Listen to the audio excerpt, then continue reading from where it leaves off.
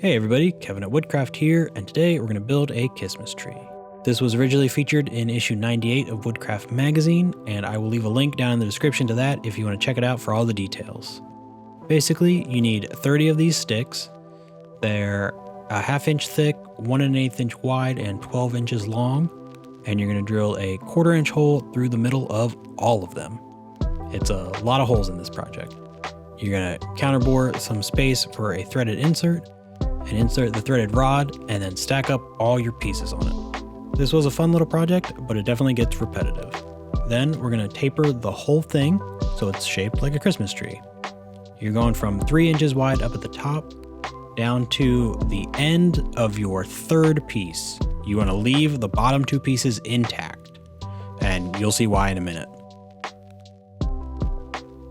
You're going to take your bottom piece and cut off 1 inch from each end of it.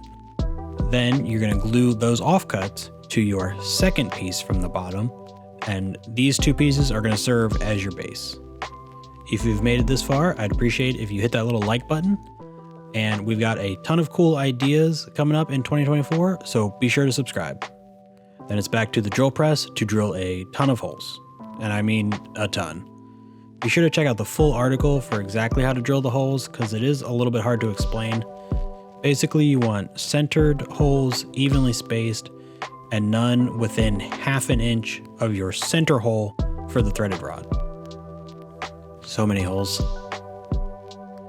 For finish, we went with a tried and true linseed oil and beeswax.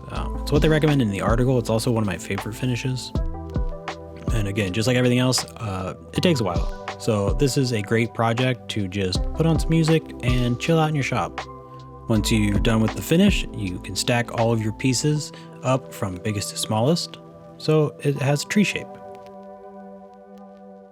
The article says to use a finial for the top, but I couldn't find any finials that fit how I wanted them to, so I used one of these nuts first and trimmed up the threaded rod, and then tightened on the finial as much as I could. Now I know I'm gonna get comments that say, Kevin, it's called a Christmas tree for Hershey Kisses, but Reese Cups are the superior candy. So mine's a Reesemas tree. And it works pretty much as good.